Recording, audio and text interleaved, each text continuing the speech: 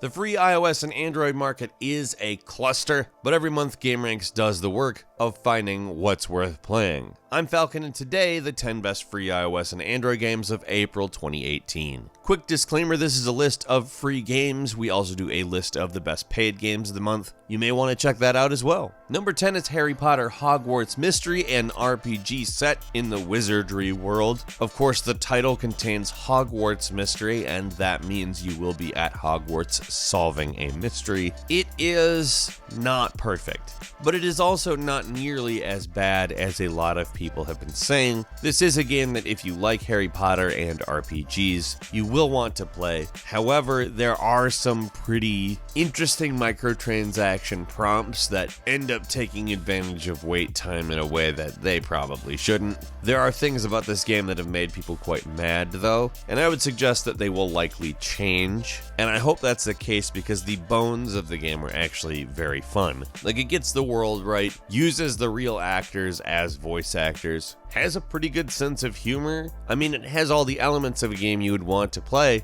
but as I said, is a bit aggressive in its monetization. Beyond that, it's fun and worth playing. Number 9 is Major Mayhem 2, an arcade shooter, which is a colorful, fun platform shooter that at times makes you wish that there was more like this, not just on phones, but on other platforms as well. Just like the first, it's a game that combines the best of on-rails arcade shooters with a sort of platforming experience, and again, like the first, has exhilarating boss fights with a lot of very interesting effects and weapons. Number 8 is Starlost, a game that takes quite a few different genres and sort of mashes them into one. You've got your tower defense, your top-down space shooter, the unavoidable bullet hell. The game eventually works off of a pretty fresh take on the classic shoot-'em-up gameplay that you might expect in a game with a little less depth. That's the main advantage that Starlost has, actually. There's a lot more to this game, and like I said, just mixes a bunch of different genres effortlessly to great effect. Number 7 is Pocket Knights 2, a 3D action RPG that does a whole lot in terms of crafting and team assembly, but really just has a good game loop.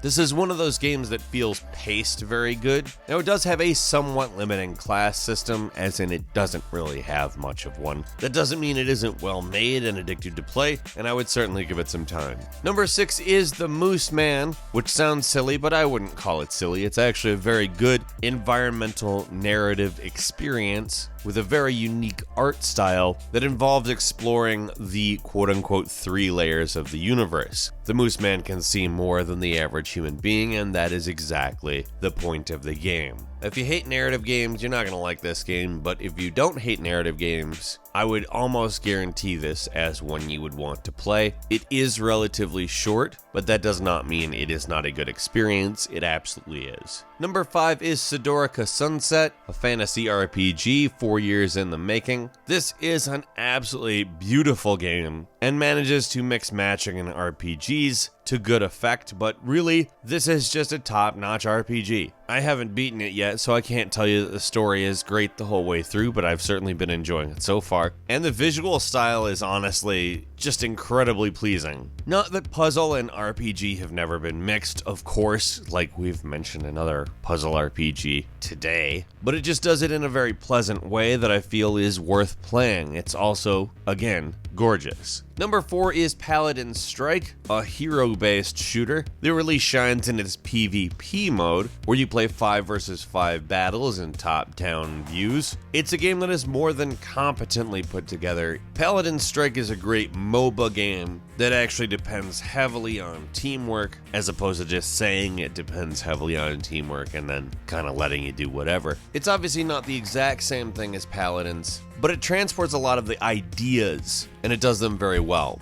Number 3 is FishingStrike, and well, that sounds like that could easily be boring. It is not. This is a game that so perfectly creates tension and suspense as it does something pretty basic, actually. A fishing game isn't exactly high art or anything, and while this game certainly does a serviceable job with the graphics, the real draw is certainly the gameplay. Now, keep in mind its pay model is that of paying for more content, but the mechanics of the game itself are incredibly fun, and I find really for the purpose it's not super important to get more tanks, but obviously there will be people out there who want them, so be aware that they're fairly pricey. Still, hell of a game. Number 2 is Touchgrind BMX, a biking game that you control with 2 fingers, one on the front of the bike, one on the back, and believe it or not, from there, it is an incredibly intuitive experience. You flick, you spin, you pull, you push. Really, the main draw is the tricks, and the trick execution system is a hell of a lot of fun. It works very, very well. And you don't really get like a game that is particularly different, especially a sports game, or to go even further, especially a free sports game. My only weird thing I have about it is I wonder why it is a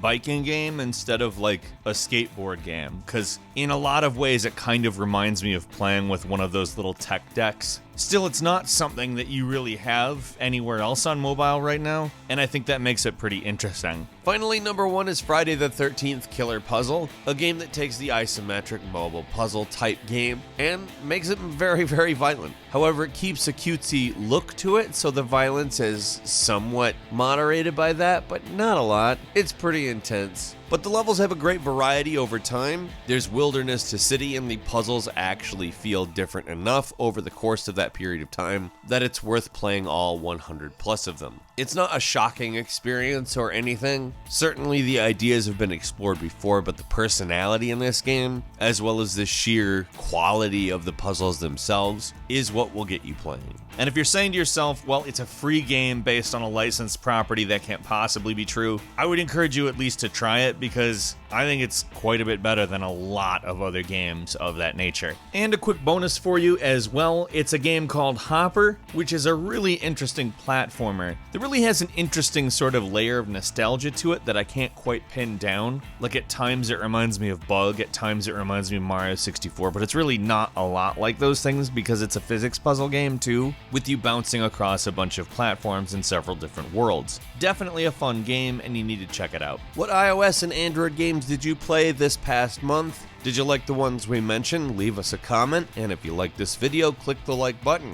If you're not subscribed, now would be a great time to do so. We upload brand new videos every day of the week, and the best way to see them first is, of course, a subscription. As always, we thank you very much for watching this video. I'm Falcon. You can follow me on Twitter at Falcon the Hero. We'll see you next time, right here on gameranx.